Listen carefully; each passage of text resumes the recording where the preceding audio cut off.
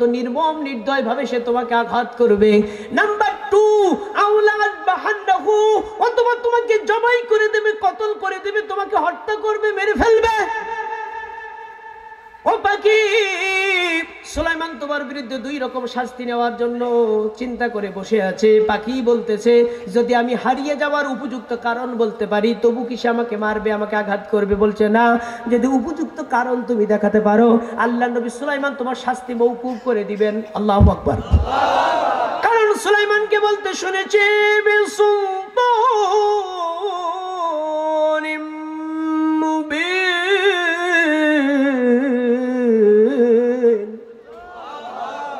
অর্থাৎ সে তোমাকে অবশ্যই মাফ করে দেবে, তোমার শাস্তি মওকুফ হয়ে যাবে যদি উপযুক্ত কারণ বলতে পারো। পাখি বলছে, তাহলে আমাকে নিয়ে চলো সুলাইমানের কাছে, আমি কেন হারিয়ে গিয়েছিলাম এই হারানোর উপযুক্ত কারণ আমি সুলাইমান নবীকে বলে দেব। পাখি ফামা কাসা গায়রা বাউদ ফাকাল হাতুম বিমা লাম তুহিদ বি ওয়া জিতুকা মিন সাবাইম বিনা বায়াকিন।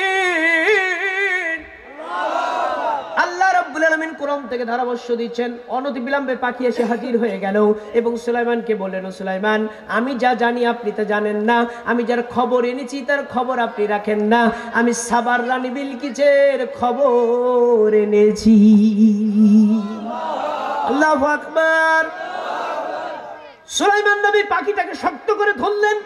ও পাখি, এত লম্বা লম্বা কথা বলো, অথচ তুমি আমার প্রজা, আমি তোমার রাজা, তুমি আমার কাছে অনুমতি নিলে নাও, উজুর পানিও দিলে নাও।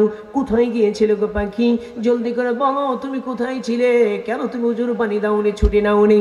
পাখি ডাক দিয়ে বলে, সুলাইমান গো, আমাকে একটা আস্তে করে ধরুন, আমি ছোট্ট একটি পাখি, আপনি অনেক বড় একজন মানুষ, এত জোরে ধরেছেন আমার খুব কষ্ট লাগে গো সুলাইমান, একটু আস্তে করে ধরুন। সেদিন সেই বিচার দিবসকে ভয় করুন। আলাইসাল্লাহু বিআহকামিল হাকিমিন। আল্লাহ কোরআনুল কারীমে ধারাভাষ্য দিচ্ছেন, সেদিন আল্লাহ যখন বিচারের আসনে বসে যাবেন, আর সেদিন আল্লাহ বলছেন, সেদিন আল্লাহ রাব্বুল আলামিন কি সমস্ত বিচারকদের ভিতরে উত্তম বিচারক নন?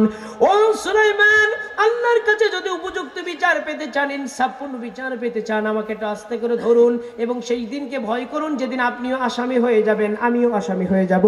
আপনার কিছু করার থাকবে না, আমারও কিছু করার থাকবে না। ওই বিচার দিবসকে ভয় করে আমার প্রতি একটু রহম করুন। সুলাইমান নবী পাখিটাকে ছেড়ে দিলেন, থরথর করে কেঁপে কেঁপে উঠলেন এবং গোটা বডি তার ভাই বেরেশান হয়ে গেল। পাখি, ও পাখি রে, আমি রাজা হয়ে তোমার উপরে জুলুম করেছি পাখি, তুমি আমার নামে আল্লাহর আদালতে মামলা দিও না। কিন্তু পাখি, উজুর পানি কেন দাওনি, ছুটি কেন নাওনি? পাখি ডাক দিয়ে বলে, সুলাইমান, ভালো করে স্মরণ করে নিন নিকট অতীতে ঘটে যাওয়া ঘটনা। আপনার 99 জন বউ, 99টি স্ত্রী, আপনি 100তম বিবাহ করার ইচ্ছা পোষণ করেছিলেন। আপনি বলেছিলেন, এমন একটি মেয়ে আমি বিয়ে করব, 100তম বউ হিসেবে গ্রহণ করব, যার চোখগুলো হবে নীল নীল, যার মাথার চুলগুলো হবে রেশমি রেশমি, গায়ে পায়ের পশমগুলি হবে লম্বা লম্বা। এমন মেয়ে আপনি চেয়েছিলেন। যেদিন বলেছিলেন দরবারে ইলাহিতে, ওই দিনই আমি আপনার কথাগুলো মাথার মেমোরিতে লোড করেছিলাম। সেই দিন থেকে আমি আপনার জন্য মেয়ে খুঁজতে খুঁজতে হন্য হয়েছি। সুলাইমান, শুনে নিন, আমি যখন আকাশ দিয়ে উড়ে আপনার দরবারে আসতেছিলাম, একদল হুদহুদ পাখির সঙ্গে আমার স্বজাতির ভাইয়ের সঙ্গে মিট হলো, সাক্ষাৎ হলো। ওরা শুধালো, তোমার বাড়ি কোথায়? আমি বললাম, আমার বাড়ি ফিলিস্তিন, আমাদের নবীর নাম সুলাইমান ইবনে দাউদ। আমি পাল্টা প্রশ্ন ছুড়ে দিলাম, তোমাদের ঠিকানা কি, তোমাদের বাড়ি কোথায়? তারা বলল, আমাদের বাড়ি সাবার রানী বিলকিসের দেশে, আমাদের রানীর নাম বিলকিস বিলতে সারাহিল, সারাহিলের কন্যা সারাহিলের বেটি, জিনের কন্যা জিনের বেটি, তার আজ বিয়ে হয়নি, তিনি কুমারী, তিনি সাবাবাসীদের রানী। যখনই শুনলাম আপনি রাজা, সে রানী, তার বিয়ে হয়নি, এই জন্য আমি সিদ্ধান্ত নিলাম আপনার জন্য পাত্রী দেখতে আমি সাবা দেশে যাব। সুলাইমান, মাফ করবেন, আমার কাছে তার ফোন ছিল না যে হ্যালো করে ছুটি নেব। আমি যদি আপনার কাছে ছুটি নিতে আসি তাহলে আমি তাদেরকে হারিয়ে ফেলি, এই কারণে আমি আপনার জন্য মেয়ে দেখতে সাবার রানী বিলকিসের দেশে গিয়েছিলাম। সুলাইমান গো, ভালো করে শুনে নিন, আমি ওই নিরপরাধ, আমি সত্য বলেছি। সুলাইমান বলল, ঘটক এনেছিস কি মেয়ের ফটক?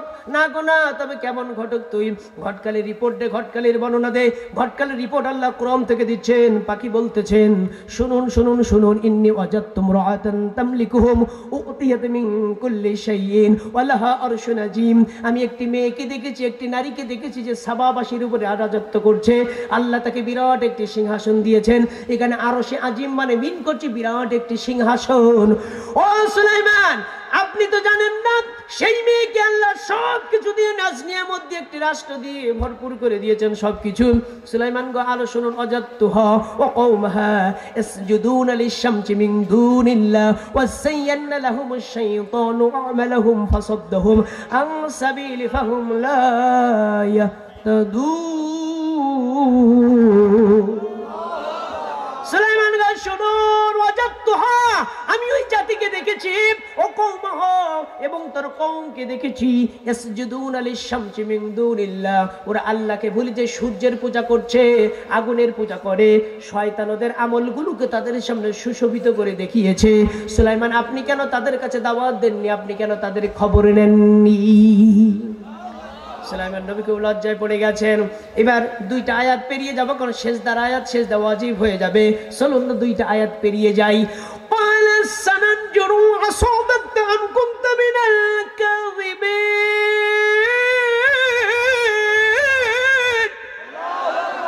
আল্লাহ নবী সুলাইমান বলেন, পাখি রে, তুমি সত্য বললে না মিথ্যা বললে, আমি সুলাইমান সেটা আবার যাচাই করে দেখব।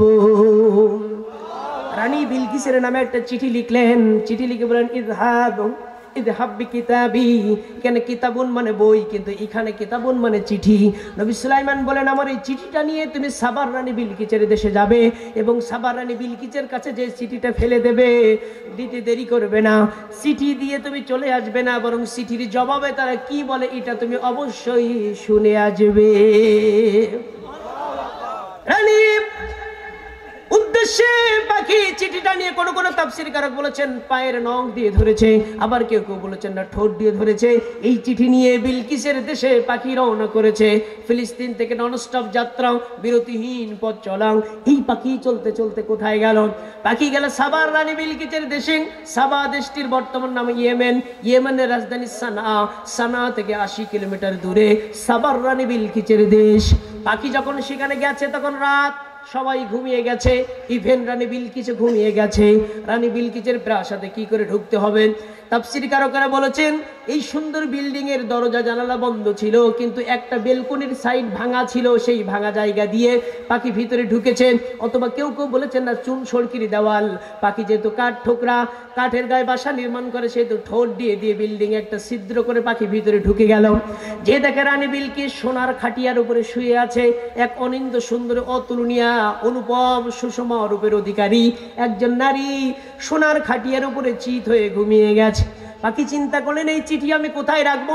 সুলাইমান বলেছে এমন জায়গায় রাখবে যেন সহজে দেখতে পায়। পাখি চিন্তা ভাবনা করি রানী বিলকিসের প্রশস্ত বক্ষের উপরে, বুকের উপরে চিঠিখানা নিক্ষেপ করেছে। নিক্ষিপ্ত চিঠিখানা রানী বিলকিসের বুকের উপরে পড়ে আছে।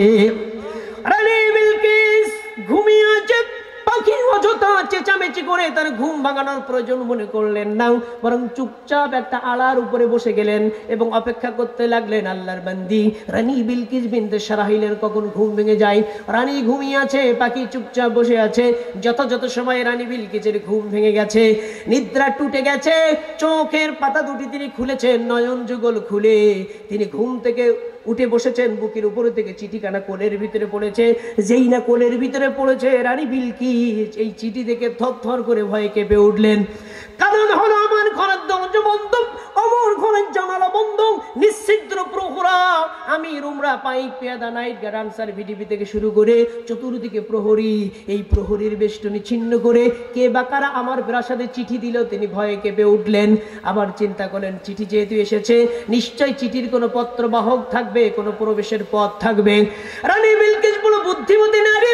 রানী বিলকিস দু চোখের তানায় চক্র দিলেন। চক্র দিয়ে তিনি দেখতে পেলেন একটি পাখি চুপচাপ তাকিয়ার উপরে বসে আছে। পাখির বসে থাকার ধরন থেকে বোঝা যায় পাখিটা খুব সম্ভ্রান্ত জায়গা থেকে এসেছে এবং পাখিটি বড় ভদ্র। রানী বিলকিস দেরি করলেন না, চিঠিটা খুললেন। চিঠির ভিতরে থেকে অর্থাৎ বডির ভিতর থেকে মূল চিঠিটা বের করলেন, বডিটা ছিঁড়ে ভেতর থেকে চিঠিটা নিলেন, নিয়ে তিনি পড়লেন। রানী বিলকিসকে সুলাইমান নবী অনতি বিলম্বে সুলাইমানের দরবারে উপস্থিত হয়ে কালিমা পড়ে মুসলিম হওয়ার আবেদন করেছেন। রানী বিলকিস বড় বুদ্ধিমতী নারী। قالت يا أيها الملأ إني ألقي إلي كتاب كريم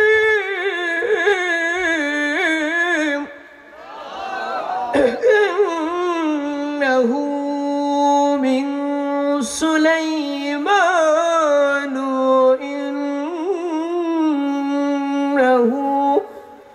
وإنه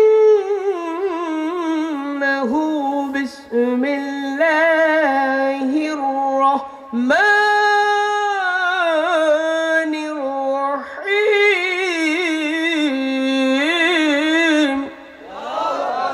আমার ভাইরা قالت يا ايها الملأ এখানে قالতের ফাইল হচ্ছে রানী বিবিলিকা, যেমন ওখানে ছিল আর এখানে রানী বিলকিস। রানী বিলকিস বলেন ইয়া আইয়ুহাল মালাউ, হে আমার পরিষদ বর্গ, হে আমার মন্ত্রী মিনিস্টারেরা, হে আমার সুশীল সমাজের সুনাগরিকেরা, ইন্নী উলকিয়া ইলাইয়া কিতাবুন কারীমুন, আমাকে একটা মহা সম্মানিত চিঠি দেওয়া হয়েছে, আমাকে একটা মহা সম্মানিত পত্র দেওয়া হয়েছে।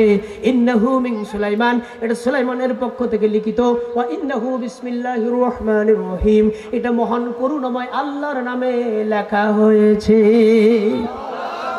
এখন সুলাইমান আমাকে সেখানে হাজির হতে বলেছে, পরামর্শ দাও আমি সেখানে যাব নাকি যুদ্ধ করব। যারা সৈন্যাধ্যক্ষ ছিল, সেনাপতি ছিল, সেনাবাহিনী প্রধান ছিল, তারা বলল আমরা যুদ্ধার জাতি, আপনি যা বলবেন তাই করব, যুদ্ধ করতে বলে যুদ্ধ করব, সন্ধি করতে বলে সন্ধি করব। ও রানী আপনি যা বলবেন তাই করব। রানীও বললেন আমি তোমাদের পরামর্শ ছাড়া কিছুই করি না। সুবহানাল্লাহ বলেন। সনাতন ধর্মের গুরুরা তাই বলেছেন আমার নবী সম্পর্কে এত চিহ্ন মিলেছে, আচার্যের সমন্বিত, মোহাম্মদ ইতিকাত শিষ্য সহ সমন্বিত, নিবজ্য মহাদেবুল মরুস্থল নিবাসনে চন্দ্রনে দেবীর বাচ্চা তুষ্ট মনুষ্য হরম নমস্তে গিরিজানাথ মরুস্থল।